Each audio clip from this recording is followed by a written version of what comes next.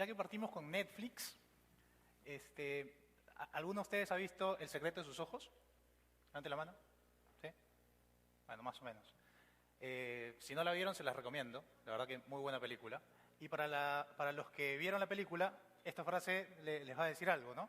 Hay una parte de la película donde uno de los personajes dice: el tipo puede cambiar de cara, puede cambiar de casa, puede cambiar de familia, puede cambiar de novia, puede cambiar de religión, puede cambiar de Dios, pero lo que nunca va a poder cambiar es su pasión. Frase de la película, frase célebre de la película. Y los tecnólogos somos gente muy apasionada por lo que nosotros hacemos, ¿sí? Y en realidad, si nos ponemos a pensar, la pasión es la exacerbación, es el uso muy fuerte y muy intensivo del saber, que hablábamos también en alguna de las presentaciones de Oscar, ¿no? Decíamos que el saber es enemigo de la reflexión. Entonces, la pasión es eso, es exacerbar lo que nosotros sabemos. Y como veníamos conversando, decíamos, y creo que vale la pena pararnos un instante y plantearnos esa posibilidad, permitámonos reflexionar un poquito, ¿sí? Y por eso, para el keynote speaker, que va a cerrar, digamos, este foro, elegimos a Federico Salazar. Federico es, bueno, ustedes lo conocen, es un periodista bastante reconocido, narrador de noticias, analista político. Él es filósofo egresado de la Universidad Mayor de San Marcos. Es profesor también en diferentes universidades, y la verdad que nos pareció sumamente interesante el poder invitar y convocar a Federico para que de alguna manera nos dé esa visión de pasión, reflexión, innovación, cómo hacemos para balancear todos estos factores dentro de lo que nosotros hacemos. Y también yo creo que es válido tener una visión desde fuera de cómo se nos ve como tecnólogos, digamos, desde una visión bastante más neutral. Así que les pido por favor un fuerte aplauso para recibir a Federico Salazar.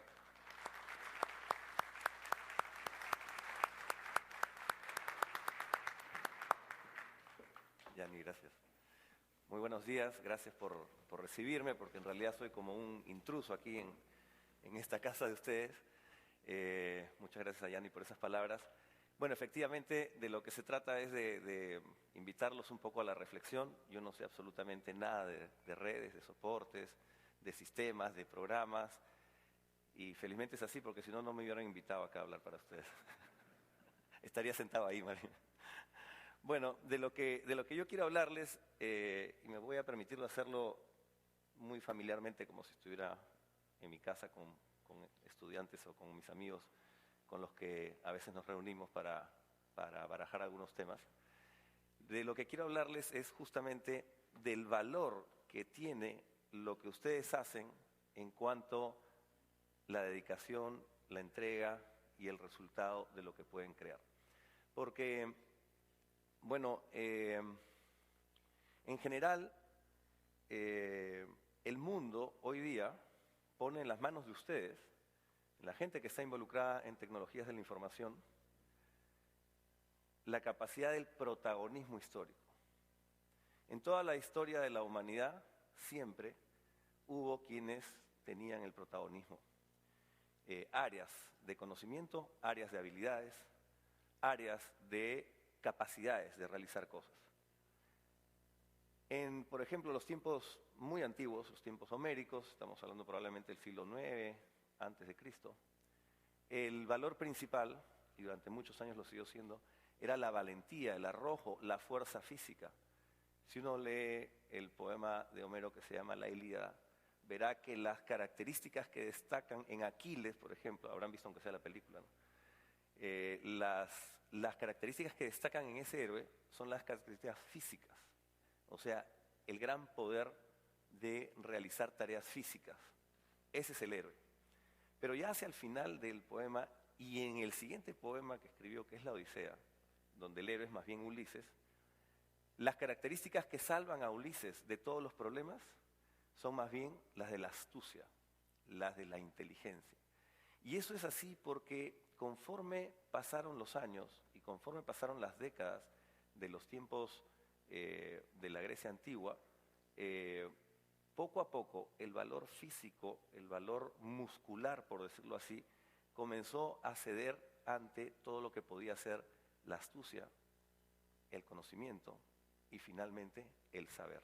De hecho, ya hacia el siglo V hay un cambio importante en los objetos de reflexión, sobre qué se dedicaban a reflexionar los intelectuales de la época.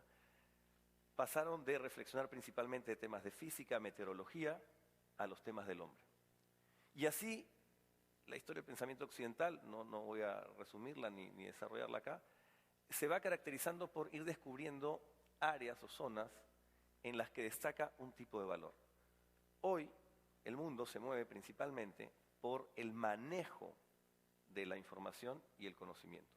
Por eso decimos que es una economía del conocimiento, porque es el conocimiento el ingrediente principal y reconocible del valor que tienen las cosas y las acciones. Esto no siempre ha sido así, y cuando hablamos de mundo, en realidad hablamos del entorno inmediato, porque el mundo inexorablemente es siempre mi mundo. Cada uno tiene su mundo. Mundo en el sentido de todo aquel entorno con el que tengo que coordinarme, con el que tengo que transar, con el que finalmente tengo que negociar. Todos negociamos con el mundo externo. Los bebés, desde que lloran y piden de esa manera un poco de succión alimenticia, lo hacen, están negociando con el mundo, ¿no? Porque van a dejar de llorar, van a dar algo a cambio de recibir lo que quieren. Y toda nuestra vida de seres humanos se desarrolla así. Pero no solamente son los seres humanos. De hecho, hubo una gran revolución en la biología a principios del siglo XX, cuando un teórico detectó que esta noción de mi mundo funcionaba no solamente para los seres humanos, sino también para todo organismo viviente. Las plantas, los animales, las bacterias, los insectos. Se trata de un biólogo estonio, que tiene un nombre rarísimo, se llama Jakob von Uexküll, no sé si lo pronuncié bien. Y este señor dijo que le llamó a este mundo alrededor de cada organismo vivo, le llamó Umwelt en alemán, que significa Welt es mundo y es alrededor. Entonces el mundo alrededor. Entonces todos tenemos nuestro Umwelt, ¿no? Y él dice que los seres vivos nos enganchamos y coordinamos muy entrelazadamente con ese Umwelt, con ese entorno, con ese mundo alrededor. Y eso va igual para la araña como para el ser humano, para la mosca como para el ser humano. Él de hecho pone un caso relacionado a la mosca y a la araña. Él dice y describe que la araña teje su telaraña pensando en la mosca, en atrapar moscas e insectos parecidos. Y de hecho la tela de araña tiene la forma exacta en que puede captar a una mosca. Es como si para hacerla la araña hubiera diseñado la red teniendo en cuenta la figura o la forma de una mosca, pero obviamente un insecto no puede hacer eso. ¿Qué es lo que se mueve en ese diseño?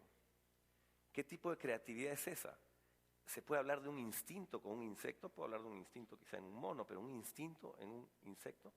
Bueno, eso lo podemos dejar para que lo reflexionen los biólogos, pero lo que sí tenemos que estar atentos es sobre este hecho de que el mundo de la araña está absolutamente coordinado con sus amigos y sus enemigos, con su presa y con sus perseguidores. Igual le sucede a la mosca, y la mosca tiene, por ejemplo, un gran mecanismo de visión, comparativamente y en relación a su tamaño, 10 o 100 veces más grande que el de los seres humanos. Y a pesar de eso no logra ver los hilos de la tela de araña, porque esos hilos están diseñados para que la mosca no los vea. Y además, en la tela de araña, las líneas que son, no son las líneas que dibujan el círculo, sino las que lo atraviesan, son de otro material. Es tan preciso ese instrumento que las líneas que atraviesan la red no son del material pegajoso para que la araña pueda ir en búsqueda de su presa una vez capturada. Esto es simplemente un ejemplo de cómo un organismo se coordina con los otros organismos en su Umwelt. Entonces, cuando los animales o los insectos pasean por una pradera y uno dice, ah, bueno, sí, qué lindos animales, tienen toda la pradera, toda la naturaleza, toda la selva, toda la jungla para ellos, en realidad no la tienen. Lo que tienen solamente es su entorno, solo se fijan en su entorno y solo están coordinados con su entorno. En el caso de los seres humanos, hay una ligera diferencia muy importante. El entorno es aprendido, capturado, a través de un mecanismo intermediario. Porque los organismos vivos, dice Uexküll, tienen principalmente un sistema receptor y un sistema efector. Y simplemente la información va del sistema receptor, se procesa y eso genera acciones o evacuaciones, para decirlo elegantemente, ¿no? Porque es el sistema receptor y el sistema efector, ¿no? Y todo, la alimentación, la respiración, en nuestro caso, todo es recibir, procesar y sacar, convertir en acción. Entonces, en el ser humano se ha descubierto que esta cosa que se llama el círculo funcional, también lo tenemos, pero lo tenemos intermediado por un elemento muy raro, que es el símbolo. El símbolo ha permitido que no solamente recibamos el mundo en torno, sino que procesemos ese mundo en torno y lo revistamos de una película, en los dos sentidos de la palabra, de una envoltura, que es nuestro entendimiento sobre este mundo alrededor. Entonces, no solamente recibimos y actuamos, sino que recibimos, interpretamos o intermediamos y de ahí actuamos. Por eso, los animales tienen reacciones y los seres humanos tenemos respuestas. Es diferente. Por supuesto, conocemos, y yo los veo casi a diario, seres humanos que reaccionan como animales, ¿no? Pero, digamos, esa es una desviación del estándar, ¿no? Felizmente no estoy en ese contexto ahora. Pero sí lo vemos, ¿no? Y justamente cuando queremos calificar una de esas cosas decimos qué animal, ¿no? Porque no está reaccionando no está respondiendo como ser humano, está reaccionando, ¿no? Entonces, este descubrimiento del símbolo es muy importante porque es lo que ha caracterizado la evolución del ser humano desde que comenzó este proceso complejo de relacionarse con el mundo a través de signos. Y esos símbolos y signos son los que han permitido atesorar, o sea, guardar, transferir y repensar el conocimiento. Porque el conocimiento, gracias al símbolo, se puede quedar acumulado en unidades. Y eso es lo que ha permitido a lo largo de una cadena muy, muy compleja y milenaria, el desarrollo de la cultura humana. La cultura, la religión, la filosofía, la ciencia, la matemática, la moral, el lenguaje, todo eso se ha desarrollado gracias a la capacidad simbólica del ser humano. De hecho, hay un elemento adicional con el símbolo. Se produce lo que un primatólogo, un estudioso de los primates, que se llama Michael Tomasello, ha dicho que el símbolo y la cultura tienen un efecto picaporte. Es decir, entra la información y le cierras la salida. Ya no se va, ya no se esfuma, ya no sucede como en todo el reino animal, en que el círculo funcional simplemente responde al entorno inmediato. Y eso es lo que nos ha permitido a los seres humanos, en ese larguísimo proceso de humanización y hominización, superar los desafíos de la existencia. Desafíos que nos hicieron pasar de la tecnología de la piedra, por la tecnología de los metales, por la tecnología basada en la energía animal, en la energía natural, el carbón, por ejemplo, hasta llegar a una nueva forma de energía, que es la energía invisible, intangible del conocimiento, a través de la información. Por eso es tan importante estos últimos 60 o 70 años, desde el gran desarrollo que se realizó en los laboratorios Bell de las tecnologías de la información, a través sobre todo de Shannon, pero también otros más, el estudio del proceso de la información que permitió el gran desarrollo de la computación. Eso es un nivel muy alto de abstracción. Y ustedes saben que se requieren unas fórmulas matemáticas muy complejas para describir nada más el proceso de transmisión de la información electrónica o digital en este caso. El desarrollo de la telefonía, el desarrollo de la televisión, están asentados justamente en estas capacidades matemáticas del cálculo del manejo de la información. Y entonces ese proceso que comenzó, probablemente hay quienes piensan que empezó hace 400.000 años atrás, cuando el hombre logró domesticar el fuego y pudo hacer reuniones que prolongaban el día, porque antes de la domesticación del fuego, el día se acababa con la luz natural. Imagínense los inviernos en Europa o en África.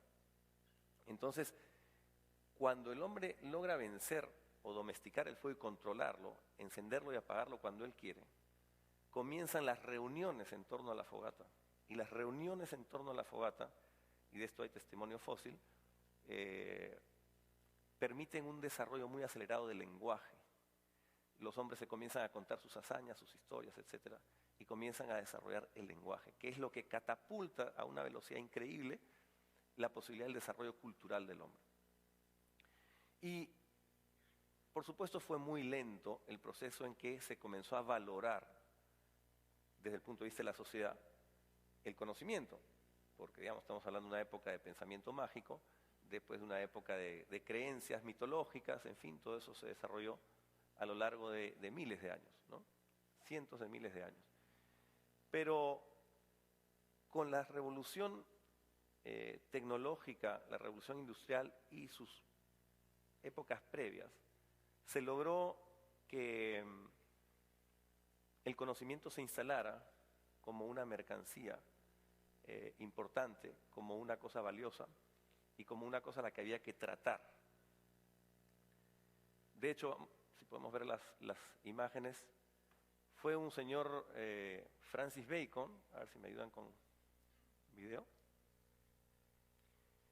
Ahí va a aparecer el señor. Francis Bacon dijo eso, el conocimiento es poder. Bueno, se le atribuye eso porque en realidad lo dijo en latín y esa no es una buena traducción. Él dijo, el saber en sí mismo es poder. Y lo dijo en relación a unos pasajes bíblicos para señalar que quien tenía conocimiento podía tener más poder.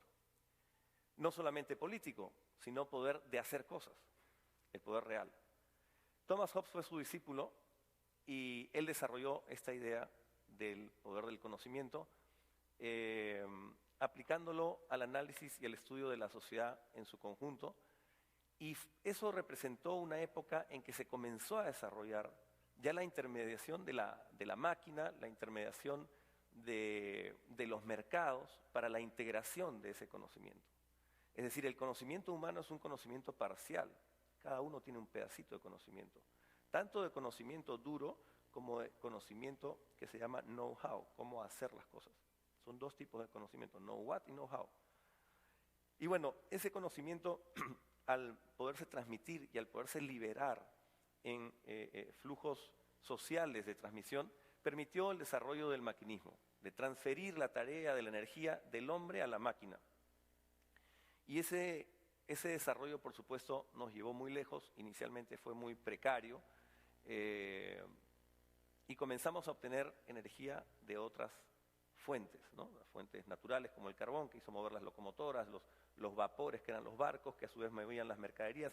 Todo el mundo se comenzó a mover a partir del conocimiento, por ejemplo, de las fuentes de energía, que después iban a desarrollarse más aún todavía. Pero de hecho, todo el industrialismo, la primera revolución industrial que la llaman, se basó en esta posibilidad de obtener un conocimiento de lo que la gente quería y coordinarlo con un conocimiento de cómo se podían hacer cosas materiales para satisfacer esa necesidad de la población de vestirse, de calzarse, de vivir, de acomodarse, etcétera, etcétera. Pero eso, perdón, significó en realidad muchos años, pero muchos años, cientos de años, de luchas políticas para encontrar una forma de organizarse socialmente de manera que apareciera este conocimiento. El mercado, el desarrollo del mercado en estas economías es lo que permitió que más conocimiento surgiera de las personas hacia la sociedad. Y de esa manera el hombre se conectó cualitativamente distinto que los seres vivos animales con el mundo en torno, porque se conectó a través de una negociación. Ya, yo necesito una serie de cosas y te voy a dar una serie de cosas. Y eso fue el desarrollo de la economía industrial, en la primera revolución industrial, que sin duda acercó al hombre a la capacidad de satisfacer una gran cantidad de necesidades. De hecho, los usos comunes de un europeo del siglo XVIII o del XVII, como eran Hobbes y Bacon, son increíblemente mucho más desarrollados que los grandes lujos que tenían los reyes en la época de Homero. Y si uno sigue viendo en la historia también, hoy día las cosas que los seres comunes podemos tener a la mano serían lujos envidiables de los reyes y las monarquías de los siglos XVIII y XIX. Es decir, esa economía de encontrar el conocimiento y repartir el conocimiento y combinar el conocimiento permitió que hoy día tengamos un mundo poblado por 7.000 millones de personas. Hace 200 años no teníamos ni 200. ¿No? Entonces, la población se ha podido alimentar y ha podido crecer gracias a que tenemos más medios. Y esos más medios, esa mayor cantidad de medios a nuestra disposición, se deben principalmente al uso del conocimiento coordinado. Porque con respecto a este tema, bueno, muchos se equivocaron. Vamos con el segundo video.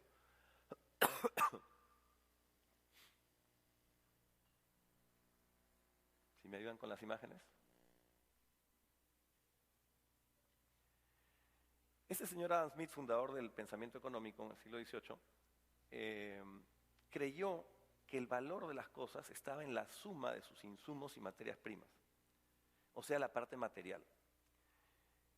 De hecho, su error lo llevó al extremo del otro señor que está ahí, que es Carlos Marx.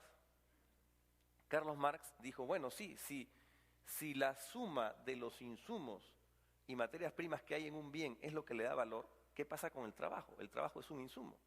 Está metido en las materias primas, está metido el trabajo en las herramientas que usamos y por lo tanto eso lo llamó Marx el trabajo acumulado. Entonces, en realidad los bienes eran principalmente el trabajo que había en ellos. Y claro, si el bien consiste en el trabajo que hay en él y el empresario se lleva un valor más grande que el que se lleva el trabajador, ¿qué es lo que pasa con esa diferencia entre el valor de lo que he metido de trabajo y el valor que me llevo al vender el bien? Marx lo llamó la plusvalía. Y si aceptáramos su punto de vista y el punto de vista de Adam Smith, tendríamos que convenir con él que el empresario lo que se lleva es un robo, porque le estaría robando el trabajo insumido a los trabajadores. Bueno, eso llevó a una serie de revoluciones. Ustedes recordarán el siglo pasado, a inicios del siglo pasado, la revolución bolchevique, ya van a ser 100 años. La revolución bolchevique simplemente dijo, el orden social está basado en este robo y hay que rehacer las cosas. Ese experimento duró 70 años, la Unión de Repúblicas Socialistas Soviéticas ya no existe, porque en realidad todo estaba mal. El presupuesto de Adam Smith y el presupuesto de Marx son falsos. Los bienes, el valor de los bienes no está en los insumos, las materias primas ni el trabajo insumido. El valor de los bienes está, y eso recién se descubrió a finales del siglo XIX, se descubrió de manera independiente. 3 economistas separados, no había internet en esa época, separados en distintos puntos geográficos, descubrieron lo mismo, lo que se llama la teoría marginal del valor. Descubrieron que en realidad el valor no estaba en el bien en sí mismo, sino más bien en quien lo quería obtener. Es decir, el valor era un valor subjetivo, ya no era un valor objetivo. El valor iba a depender de la escasez, dijeron ellos, y de la utilidad que yo creo que me reporta el bien. O sea, el valor del bien es una apuesta, ¿no? Yo creo que esto me va a hacer bien. Y de hecho, cuando uno escoge, por ejemplo, este celular o este celular, tú escoges el que crees que va a ser mejor para ti, ¿no? Y todos los bienes, absolutamente todos, tienen esa valoración que proviene del sujeto, no proviene del objeto. Esa fue la gran revolución teórica en el pensamiento económico que permitió ver que el conocimiento era una parte de las materias primas insumidas sin ser material. Porque lo que permitía la mercancía, al ponerla en el mercado, era detectar quiénes necesitaban esa mercancía, quién tenía una necesidad de consumir eso. Y es así como se pudo, al aplicar esta teoría a las políticas económicas y olvidarse un poco del experimento marxista, se pudo finalmente liberar una cantidad de fuerzas creativas y creadoras increíbles de la humanidad que no tienen punto de comparación en el pasado, que no consideró ese punto de partida. Es decir, a partir del siglo XIX se da este segundo desarrollo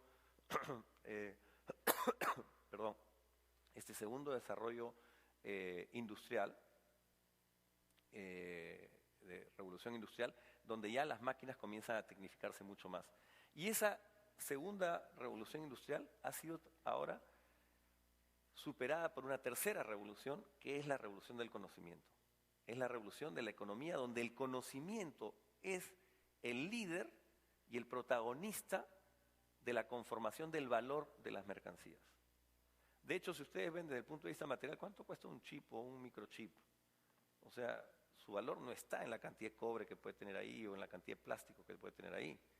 Eso no vale nada, o sea, vale 0.001, no sé cuánto. Pero ¿qué es lo que vale de ese chip o microchip? Lo que vale es la cantidad de conocimiento que se puede acumular y atesorar, como decía Tomasello, el picaporte del símbolo que no deja irse el conocimiento o el saber sobre algo. Y entonces, esa es una economía nueva que parte del siglo XX y que hoy día adquiere un protagonismo tremendo, porque no hay casi rama o actividad humana que pueda estar excluida de los grandes procesos transformadores de la tecnología de la información. Lo que pasa es que la tecnología es una cosa, la información es otra, y la distribución de eso es otra, a través del mercado. Lo que está por desarrollarse son los mercados de las tecnologías relacionadas a la información. Eso recién empieza en realidad. Y hay mucho por descubrir. Por ejemplo, Internet y el ámbito digital todavía no se consolidan como fuentes publicitarias. No está tan claro. En una economía como la peruana, por ejemplo, funciona muy poco, ¿no? A pesar de que hay un gran consumo de Internet y de medios digitales. Pero publicitariamente no hay un desarrollo. ¿Por qué? Porque no conocemos todavía cómo se está transformando el mundo y nuestro mundo, nuestro Umwelt, con este nuevo elemento a considerar en el protagonismo de la valoración de los bienes que son útiles para la vida humana. Por eso nosotros desarrollamos unos espacios que van más allá del simple análisis costo-beneficio que dicen los economistas es lo que determina la acción del hombre.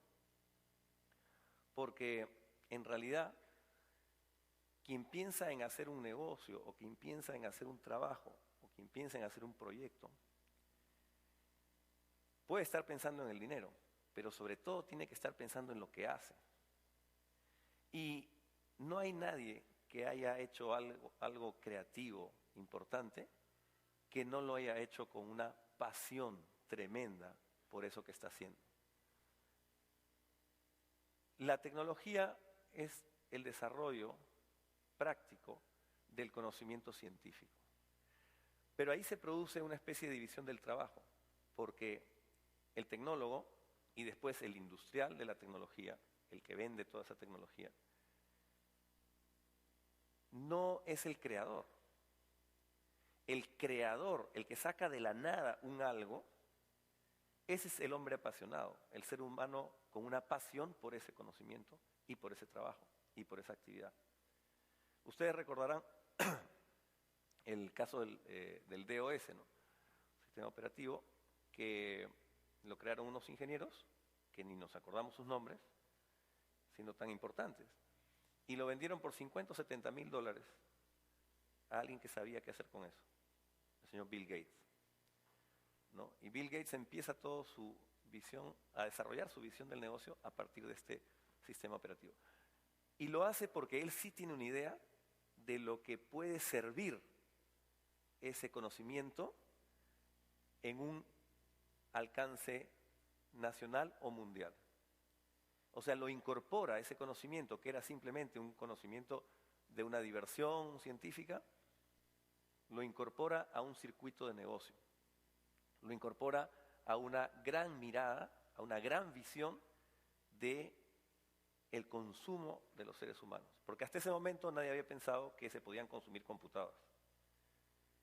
Y menos que las computadoras podíamos tenerlas en el teléfono para arriba y para abajo. Entonces es este hombre con esta gran visión perdón, el que logra sacar a flote un conocimiento que de otra manera hubiera quedado en los fondos submarinos de la diversión científica. Pero la pasión de estos dos agentes, los creadores del sistema y el negociante del sistema, porque este hombre es un apasionado de los negocios, más que de la computación, esas pasiones entraron en coordinación.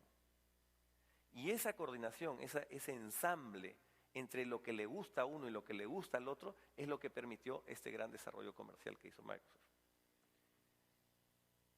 Por supuesto, no todos tenemos visión de negocio, pero todos tenemos visiones personales de lo que podemos hacer con lo que sabemos hacer. De hecho, hay un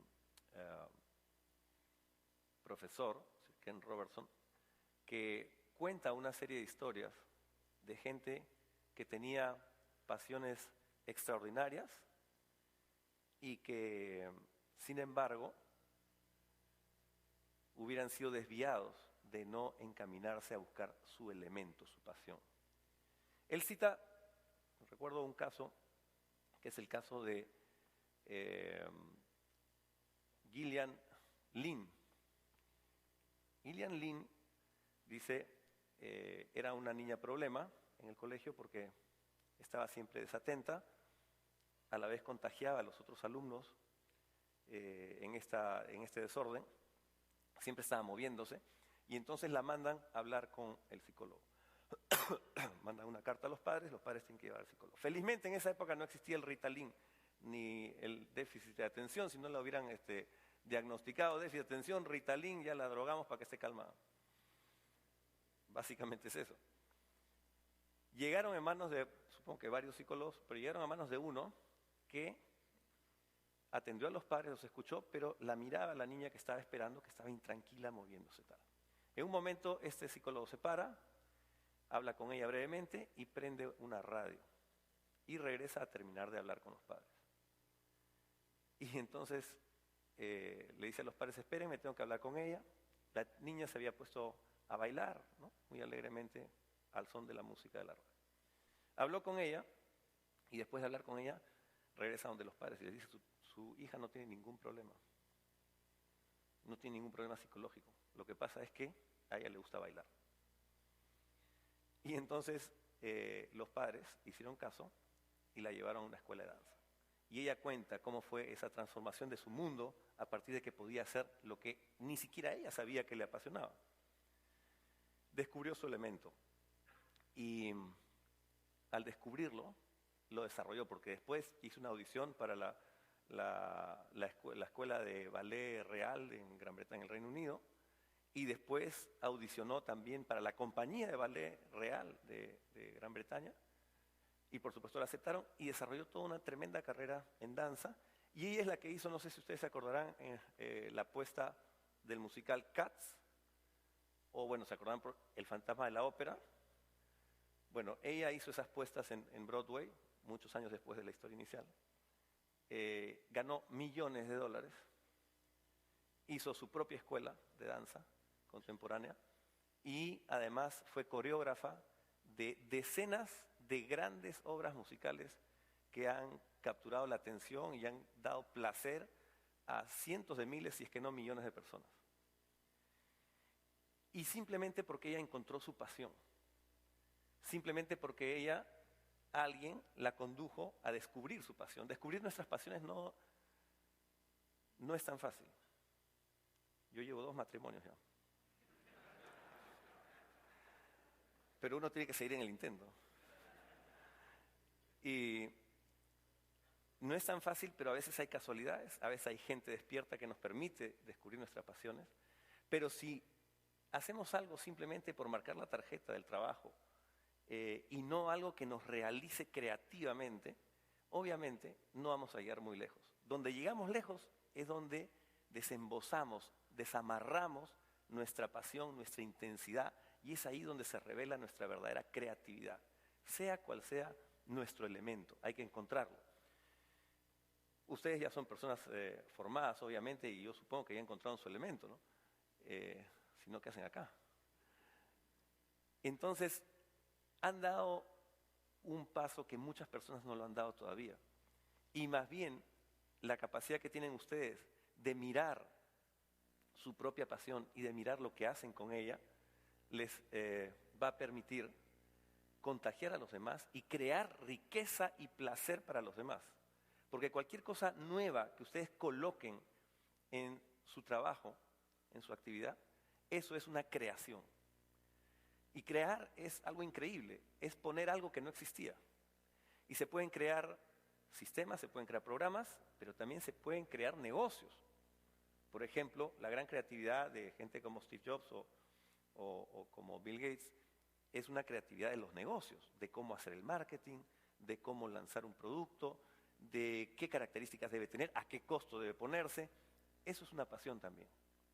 Los que la tienen, qué suerte, porque está vinculada normalmente a ganancias bien altas.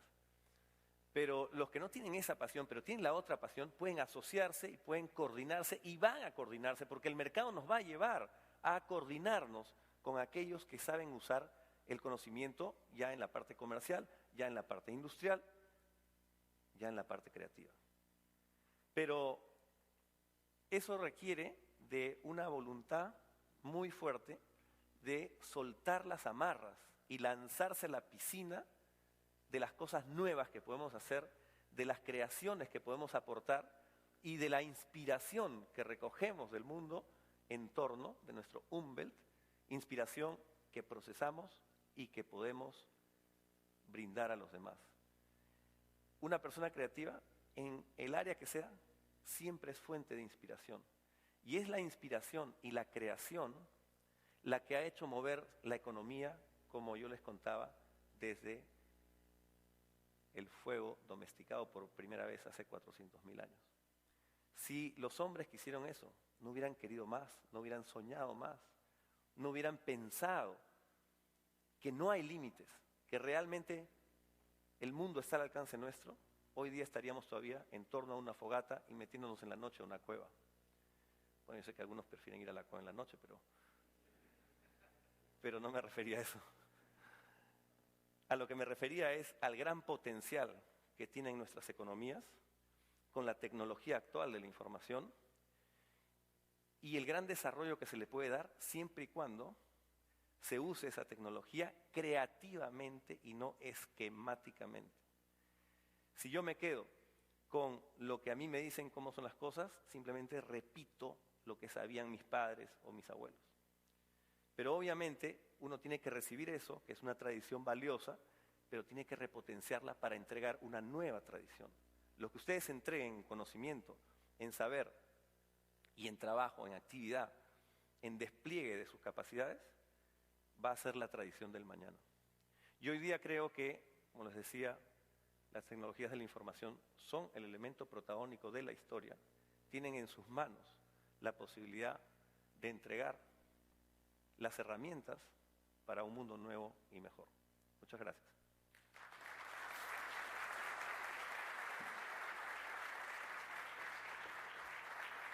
¿Hay preguntas? Sí.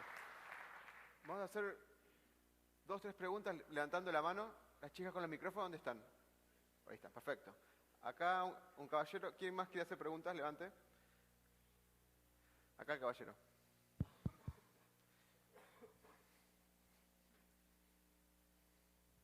Yo quería hacer una pregunta referente al tema de que usted dice que los animales reaccionan y las personas dan respuestas. Mi pregunta es, ¿por qué los peruanos no respondemos ante agresiones directas a la mente? Teniendo en cuenta que somos lo que pensamos. Y podemos, y la otra cosa es, ¿por qué no actuamos? ¿No? O sea, ¿Por qué no? ¿Por qué qué? ¿Por qué no actuamos Ajá. para defendernos de esta agresión y sobre todo para desarrollarnos en forma organizada y formar una sociedad pues progresista? Perfecto.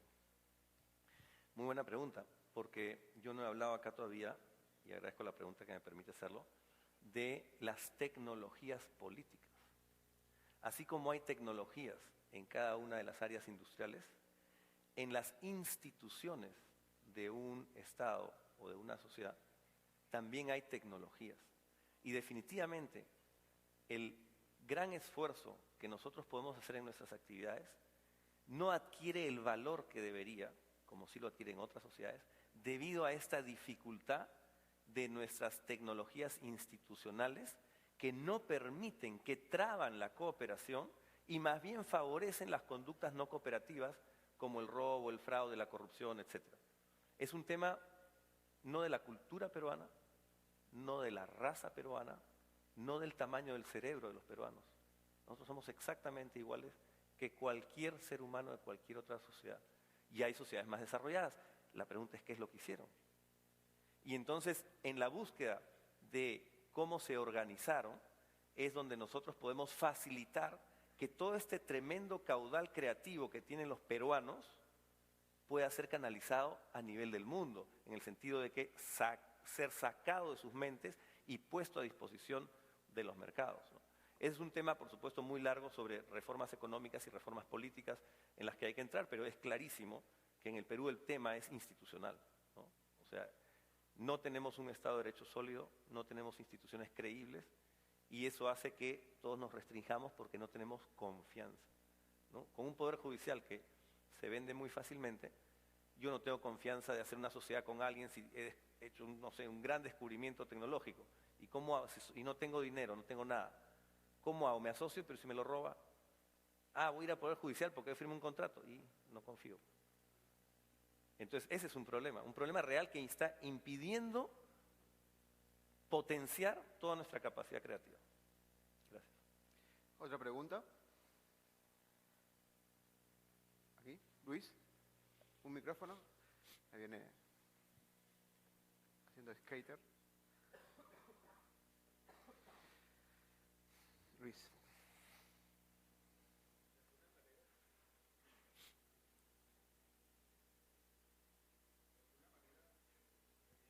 De la diferencia, digamos, en lo que es el conocimiento a nivel mundial.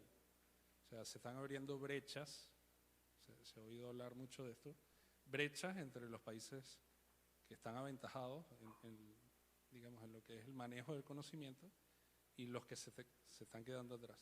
Ahora, eso es algo que viene históricamente dándose. La pregunta ¿es así? ¿Se viene abriendo más esa brecha? ¿Siempre ha existido esa brecha? ¿Es la misma brecha que siempre existirá? ¿Cómo cerrar eso, no? Perfecto. Tiene mucho que ver con lo que hemos hablado sobre las instituciones políticas, ¿no? Pero es cierto que hoy día la brecha desde el punto de vista del conocimiento y los medios materiales necesarios para soportarlo, ¿no? Va a abrir mucho más grande la brecha, ¿no? Ahora, también la tecnología nos permite hoy día acceder, por otro lado, más fácilmente a la combinación de los distintos conocimientos. Pero la brecha, como dices tú, siempre ha existido. O sea, la brecha, por ejemplo, de las sociedades que descubrieron el cobre para hacer sus armas, frente a las sociedades que todavía no salían de la piedra, ¿no? Las arrasaron, pues, ¿no? Entonces, más bien, lo que vemos en la historia del mundo es la supervivencia de aquellos grupos que supieron escoger los juegos de reglas a través de los cuales se organizaban socialmente, ¿no? Entonces, nosotros tenemos, ya no en la parte, digamos, de la creatividad de lo que hacemos en nuestro trabajo, pero tenemos adicionalmente como ciudadanos el desafío de encontrar o apoyar aquellas reformas que conduzcan al establecimiento de aquellas tecnologías institucionales que nos permitan acoplarnos a la ola de los países que son súper desarrollados, ¿no? No necesariamente, ni en ese caso ni en ningún otro en la historia, se da la necesidad de que uno desarrolle todo lo que el otro tiene, sino más bien se va dando una división internacional del trabajo, ¿no? Y más bien se buscan los nichos, y para eso hay que estar atento y hay que tener esta visión de negocio, ¿no? Ser como Bill Gates, que vio algo que los demás no veían. Es como en el fútbol, ¿no? Hay jugadores que tienen visión de gol, ¿no? Que ven por dónde puede ir la pelota y los demás no la vieron, sobre todo el arquero, ¿no? Pero esa es visión de gol, como la visión de negocios, alguien que detecta. Bueno, en nuestro caso, para reducir la brecha o evitar que se extienda más, necesitamos aplicar nuestra visión de negocios y nuestra visión de vinculación con los centros de generación de conocimiento a este nivel, ¿no? Ahí hay una pregunta, Federico. Buenas tardes. Mi pregunta es la siguiente. Perdón, ¿quién está hablando? Tenemos dos. Ahí está, perdón. En el tiempo nos has comentado que ha habido muchos estudiosos, muchas personas con creatividad, en las cuales han podido darnos conocimiento. Estamos hablando, nos has hablado de 400.000 años antes, un siglo antes, muchas unidades de tiempo. Pero en la actualidad nuestro conocimiento ha ido diversificándose o ha ido acelerándose exponencialmente. Mi pregunta es la siguiente: ¿ese conocimiento en algún momento ha sido manejado por la humanidad? Es decir, que se nos ha dado un tiempo para decir qué podemos descubrir o en qué podemos adelantarnos, y si en este tiempo hacia adelante va a seguir de la misma forma o va a crecer exponencialmente como tal. Gracias por la pregunta. Bueno, en realidad no sabemos, y eso es lo que hace esto tan interesante. Todos los futurólogos que hacían sus predicciones de cómo iba a ser la sociedad de los años 70, por ejemplo, que es la época en que yo empecé a leer esas cositas, todos fallaron. El que menos ha fallado no ha sido un futurólogo, sino un novelista.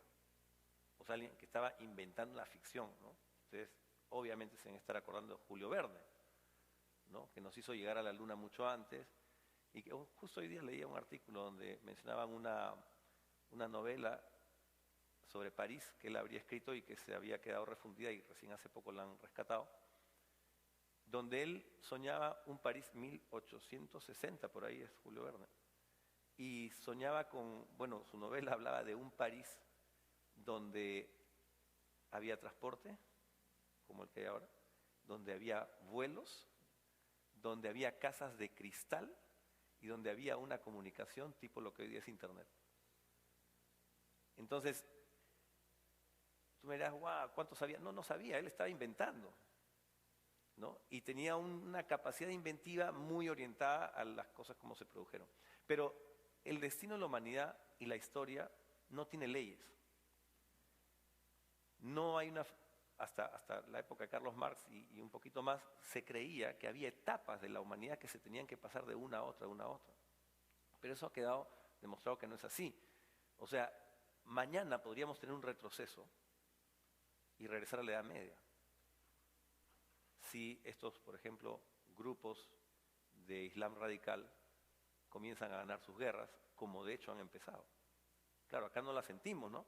Pero lo que está pasando en Siria, lo que estuvo pasando en Gaza, ¿no? Fíjense ustedes qué hábiles han sido en Gaza para ponerse como víctimas cuando ellos empezaron a lanzar los cohetes, porque claro, pusieron a los niños de escudo humano, el Estado de Israel simplemente apuntaba al objetivo militar que estaba debajo de las casas, y entonces, claro, la opinión internacional ha atacado a Israel y ha defendido a los de Hamas, y ese es un grupo terrorista. O sea, saben moverse, saben hacer sus cosas. Si eso crece, yo te digo, en 30 años, olvídate todo lo que estamos haciendo. Pero no tiene que pasar. Probablemente se le ponga coto a eso, probablemente, no sé, yo también quiero soñar, las Naciones Unidas sirva de algo. Federico, la última Ojalá pregunta. fuera yo Julio Verne, ¿no? Perdóname. La Dale. última pregunta al caballero.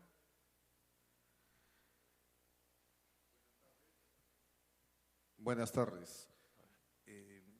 Permítame, con el permiso de todos los asistentes, presentarme. Mi nombre es José Segarra Malatesta. Vengo escribiendo 20 años sobre tecnología en el Perú.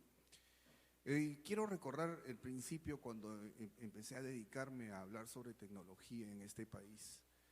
Encontré una frase de Nicolás Negroponte que hablaba sobre los indigentes digitales. Y escribí un artículo citándolo a él prácticamente literalmente en uno de los primeros números de mi revista. Nicolás Negroponte hablaba muchas cosas con respecto, estamos hablando 20 años atrás de lo que iba a pasar ahora, y acertó en muchas.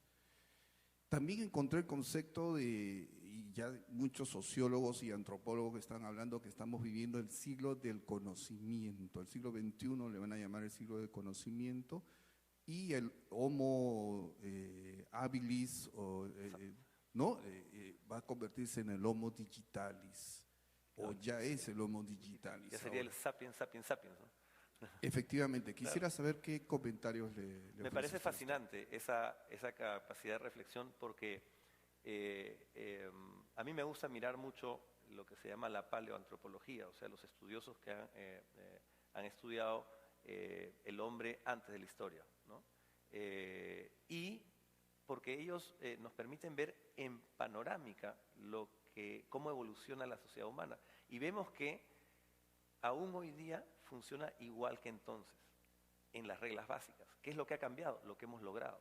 Y como te decía, gracias al efecto picaporte, la acumulación del conocimiento. Pero muchas veces hemos retrocedido y hemos vuelto a avanzar. Pero si uno ve la línea larga, definitivamente estamos a años luz de algo que nunca ninguno de esos hombres del Paleolítico superior se imaginó. Pero esos hombres de las cuevas de Altamira y de tantas cuevas donde hay pinturas rupestres, esos que dibujaban esas cosas raras ahí en esas cuevas, esos son nuestros antecesores, y viene la línea directa, porque son los que en esa época estaban imaginando las cosas que Negroponte después ha imaginado para nuestras décadas, ¿no es cierto?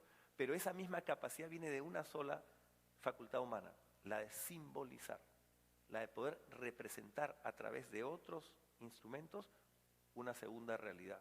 Y eso es lo que hace la matemática también, y eso es lo que hace el lenguaje, y eso es lo que hace la novela, y eso es lo que hace el conocimiento y la tecnología.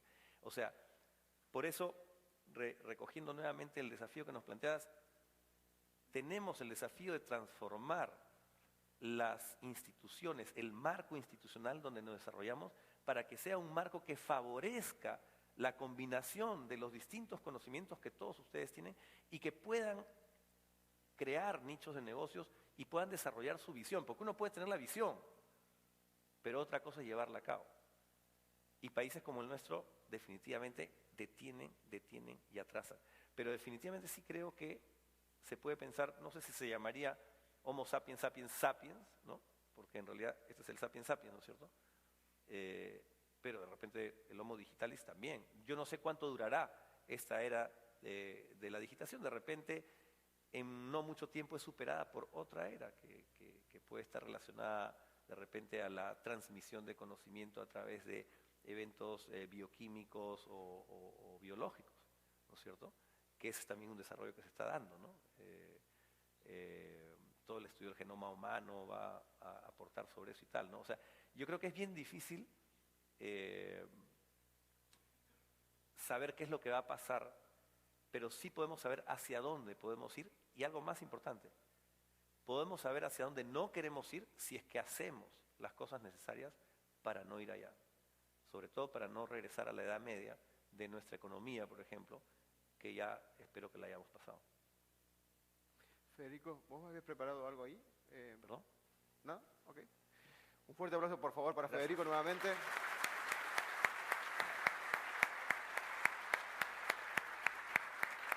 Gracias. Muchas gracias. Gracias. Gracias, Federico. Encantado.